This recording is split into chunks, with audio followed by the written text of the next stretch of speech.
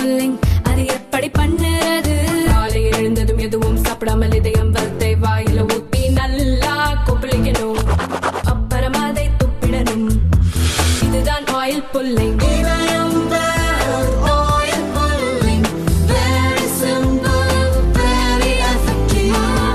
தமிழக மக்கள் விரும்பும் நம்ம தங்கமயில் இப்போ சென்னையிலும் கோலாகல ஆரம்பம். தங்கம் வாங்க தங்கமயிலுக்கு வாங்க. சார், கெட் அவுட் மோடி அப்படின்னு உதயநிதி ஸ்டாலினால டைரக்டா கேட்க முடியுமா, டெலிபரேட்டா கேட்க முடியுமா? அண்ணாமலை சொன்னதை ஹேஷ்டேக்கா மாத்தி இன்னைக்கு ட்ரெண்ட் பண்ணிட்டாங்க. அண்ணாமலை திரும்பவும் சொல்றாரு கெட் அவுட் ஸ்டாலின் அப்படின்னு. இதை விட அதிகமா நான் ட்ரெண்ட் பண்றேன். இது என்ன போர் ரெண்டு பேர் கிடையாது? இல்ல, மும்மொழின்னு ஆரம்பிச்சு இப்போ ரொம்ப ஒரு தப்பான பாதையை திமுக தேர்ந்தெடுத்திருக்கு. தொடர்ந்து வருகிற தேர்தல்கள், அதில் வரக்கூடிய ரிசல்ட்டு, இன்னைக்கு திரும்பவும் பிஜேபி எந்த லெவலுக்கு கை ஓங்கி போயிட்டு இருக்கு, எதிர்காலத்தில் என்ன விதமான ட்ரெண்ட் இருக்கு, இந்த பொலிட்டிக்கல் ஃபியூச்சரிசம் அப்படின்னு சொல்லுவாங்க, அரசியல் எதிர்காலவியல் அப்படின்னு, அது பற்றின சிந்தனை இருக்கிற யாரும் இப்போ திமுக செய்து கொண்டிருக்கிற விதமான போராட்டங்களை முன்னெடுக்க மாட்டார்கள். ஸோ ஒரு ரொம்ப தப்பான ட்ராக்ல டிஎம்கே போய் கொண்டு இருக்கிற, யார் வழி நடத்துகிறான்னு எனக்கு தெரியலை. இதை தாண்டி இது வந்து மக்களை வந்து டைவர்ட் பண்ணுறதுக்காக இருக்கலாம். ஏன்னா நிறைய அதிருப்தி இருக்குது திமுக தரப்பில். இந்த அதிருப்தியை மடைமாற்றுவதற்காக, இந்த அதிருப்தி மனசில் பதியக்கூடாதுங்கிறதுக்காக கூட ஒரு டாக்டிக்கலாக பண்ணலாம். இப்படிலாம் நிறையா இருக்குது. சில விஷயங்கள் வந்து புரிஞ்சுக்கணும். என்னென்னா, உலகளாவிய நிலையிலேயே பிஜேபிக்கு சாதகமான பல்வேறு மாற்றங்கள் நடந்து கொண்டு இருக்கின்றன. இப்போ ரீசெண்டாக டொனால்ட் ட்ரம்ப் என்ன பண்ணியிருக்காருன்னு உங்களுக்கு தெரியும். மியாமியில் பேசுகிறப்போ இந்திய தேர்தலுக்கு அமெரிக்க பணம் பயன்படுத்தப்பட்டது, அதை பைடன் நிர்வாகம் செய்தது அப்படிங்கிறார். உலகத்தில் இருக்க மற்ற நாடுகள்லாம் தலையீடு செய்கிறதுக்காக 723 மில்லியன் அமெரிக்க டாலர்களை அன்றைய நிர்வாகம் ஒதுக்கியது. அதில் 21 மில்லியன் அமெரிக்கன் டாலர்ஸ் வந்து இந்தியாவில் தலையிடுறதுக்கும் 29 மில்லியன் அமெரிக்கன் டாலர்ஸ் பங்களாதேஷுக்கும் பைடன் நிர்வாகத்தினால் தரப்பட்டது. அதில் என்ன அப்படின்னா, இந்திய தேர்தலில் வாக்கு விகிதத்தை அதிகரிக்க அது பயன்படுத்தப்பட்டலாம். நான் என்ன சொல்கிறேன், இந்திய தேர்தலில் வாக்கு விகிதத்தை அதிகரிக்கணும்னு அமெரிக்காவுக்கு என்ன அவ்வளோ ஆக்கிறேன், பைடனுக்கு என்ன அவ்வளோ ஆக்கிறேன். இன்னொன்று, தேர்தலுக்கு தேர்தல் அமெரிக்காவில் எவ்வளோ வாக்குப்பதிவு நடக்கிறதோ அதை காட்டில் அதிகமாக தான் இந்தியாவில் வாக்குப்பதிவு நடந்துகிட்டு இருக்கு. இல்லை, என்ன அப்பட்டமான ஒரு தலையீடு நடந்திருக்கு. இங்க வந்து டாலர்கள் விளையாடி இருக்கு. அதத்தான் இந்த செய்தி தகவல்லாம் வந்ததுக்கு பல ஜேர்னலிஸ்ட் மூலமாலாம் இது நடந்திருக்கு. அதாவது இந்த 21 மில்லியன்கிறது எப்படி பம்ப் ஆகும் அப்படின்னா, என்ஜிஓஸ்க்கு வரும். பல்வேறு என்ஜிஓஸ், இந்த என்ஜிஓஸ் ஃபுல்லா ஏதேதோ காரணங்களை சொல்லிட்டு இயங்குவாங்க. அந்த என்ஜிஓஸ்ல ஜேர்னலிஸ்ட் இருப்பாங்க, எல்லாம் இருப்பாங்க. அவங்க ஒரு கேஸ்ன்னு போடுவாங்க. சீரான ஜனநாயகத்துக்கான இயக்கம் அப்படின்னு யாரோ ஒருத்தர் ரன் பண்ணுவாரு, அவர் ஒரு கேஸ் போடுவாரு. அவர் வந்து தேர்தல் ஆணையத்துக்கு எதிராக ஒரு கேஸ் போடுவாரு, இந்த விதியை மாற்றணும்னு ஒரு கேஸ் போடுவாரு. அதுக்கப்புறம் வந்து நடைமுறைக்கு ஒவ்வாதபடிக்கு சில டிமாண்ட்ஸை வச்செல்லாம் கேஸ் போடுவாங்க. இப்போ பார்த்தீங்கன்னா, ஒரு சின்ன உதாரணம் ஒன்று சொல்கிறேன். இப்போ எலெக்ஷன் நடக்குதுங்க. ஒவ்வொரு தொகுதியிலையும் வந்து இந்த விவிபேட்டை சரி பார்ப்பாங்க. அதாவது மொத்தம் எவ்வளவு பேர் வாக்களிக்கிறாங்கிறத விவிபேட், அது வந்து எப்படின்னா ரேண்டமாக ஒரு 5 வாக்குச்சாவடியில் இருக்கக்கூடிய விவிபேட்டையும் அதையும் அத்தனை பேருக்கு முன்னால் வச்சு சாம்பிள் சரி பார்த்து ஓகேன்றுவாங்க. இப்போ இதுக்கு ஒரு கேஸ் என்னன்னா, எல்லா தொகுதியில் இருக்கக்கூடிய எல்லா வாக்குச்சாவடியில் இருக்கக்கூடிய விவிபேட்டையும் அந்த இதில் என்ன போலாச்சோ அதையும் கம்பேர் பண்ணணும் அப்படின்னு. அப்படின்னா நீங்கள் இப்போதைக்கு ரிசல்ட்டே கொடுக்க முடியாது.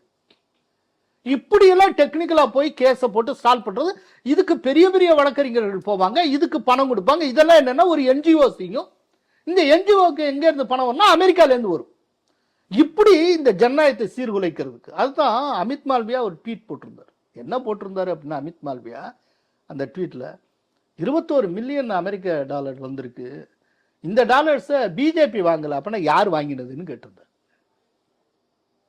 இதுக்கு முன்னால உங்களுக்கு தெரியும் என்னன்னா, பார்லிமெண்ட் கூட்டத்தோட ஆரம்பிக்கிறதுக்கு முத நாள் நியூயார்க் டைம்ஸ்லேருந்து பெகாசஸ் அப்படின்னு உடனே அதை வச்சுட்டு இங்கே பஜனை பண்ணுவாங்க. அப்புறம் லண்டன் டைம்ஸ் ஏதோ ஒன்று சொல்லுவோம், அதை வச்சுட்டு இங்கே பஜனை பண்ணுவாங்க.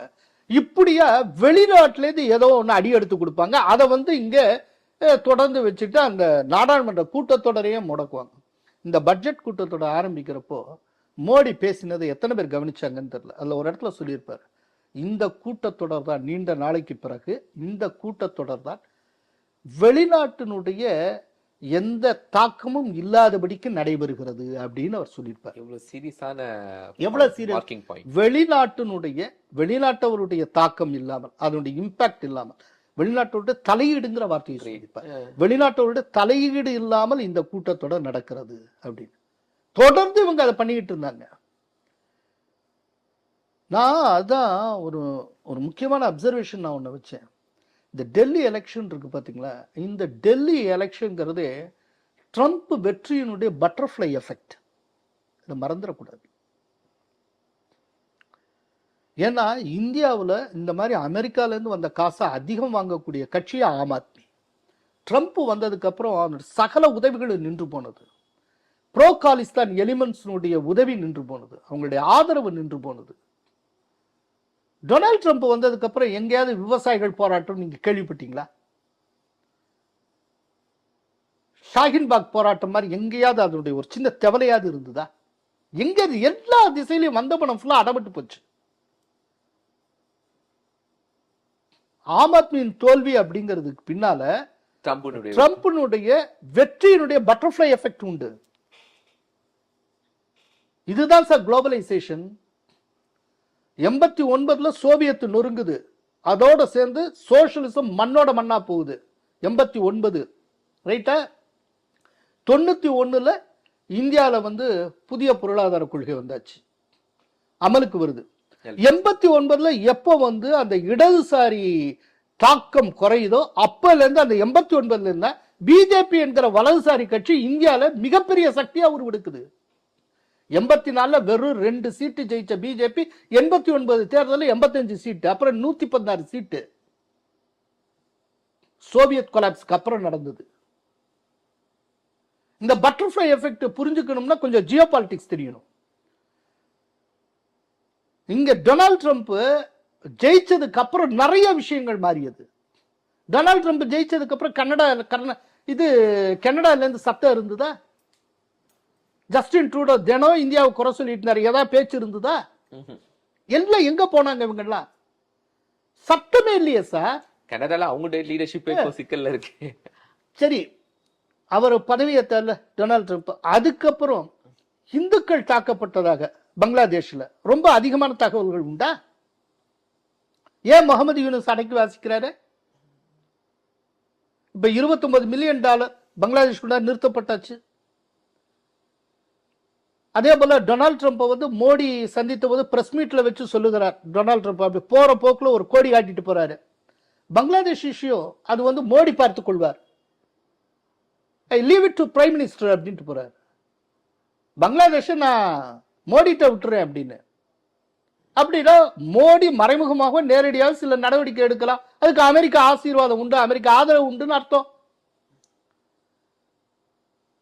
சோ மொத்த அந்த ஜியோ பாலிடிக்ஸ் மாறிட்டு இருக்கிறதுக்கு ஏற்றபடி இந்தியன் பாலிடிக்ஸ் மாறிட்டு இருக்கிறப்போ ஒவ்வாத விதத்துல திமுக ஒரு தேவையற்ற அரசியலை பண்ணி கொண்டு இருக்கிறது.